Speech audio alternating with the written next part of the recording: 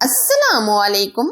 आज हम एकदम आसान रेसिपी शेयर कर रहे हैं जो सबको बहुत ही पसंद आएगी। तो आज मैं आपके लिए लाई हूँ गाजर की डिलीशियस खीर, जिसको खाकर आप गाजर का हलवा तक भूल जाएंगे।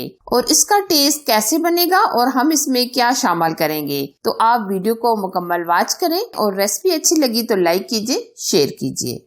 डिलीशियस यमी गाजर की खीर बनाने के लिए ये हमने 1.5 लीटर फुल फैट दूध लिया है। आप डिब्बे का भी दूध ले सकते हैं, लेकिन बेहतर तो यही है कि आप फुल फैट दूध लीजिएगा।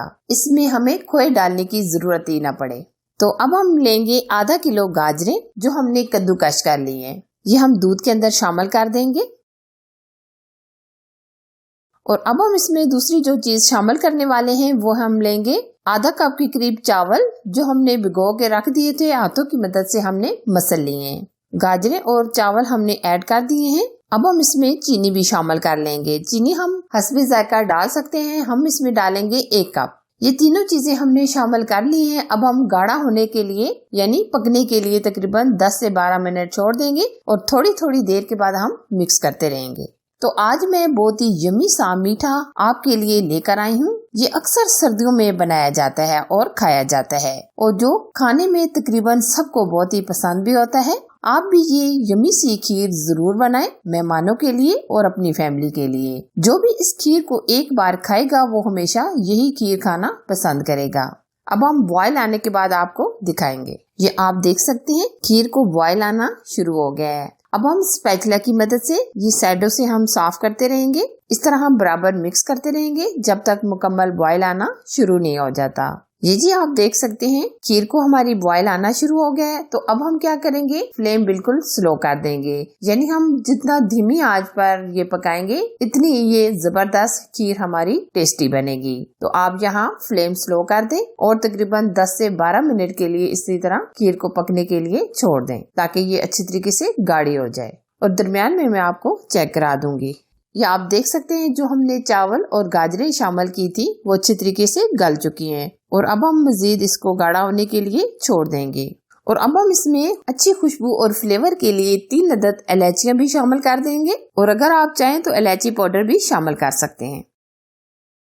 ये देखिए मजीद हमने 10 से 12 मिनट पकने के लिए छोड़ दिया था। आप देख सकते हैं खीर हमारी एकदम थिक हो चुकी है। अब हम इस तरह का एक घोटा लेंगे, जिसकी मदद से हम 3 से 4 मिनट इस तरह घोटा लगाएंगे, ताकि जो हमने गाजरें और चावल डाले हैं वो अच्छी तरीके से मैश हो जाए और खीर एकदम जबरदस्त अमेजिंग सी तैयार हो जाए। ये आप देख सकते हैं गाजर और चावल अच्छी तरीके से मैश हो चुके हैं। ये हमने 3 से 4 मिनट घोटा लगा लिया है। जिन लोगों को नई नई खीर बनानी होती है उन लोगों के लिए क्या क्या इशू आते हैं। कुछ लोग खीर बनाते हैं तो वो एकदम थिक हो जाती है, और कुछ लोग खीर बनाते हैं तो गाजरें अलग हो जाती हैं, दूध अलग हो जाता है, यानी पतली सी खीर बन जाती है। लेकिन अगर हम मेजरमेंट करके चीजें शामिल करें तो इंशाल्लाह आपकी खीर बहुत ही जबरदस्त एकदम परफेक्ट बनेगी, कोई मसला नहीं आएगा।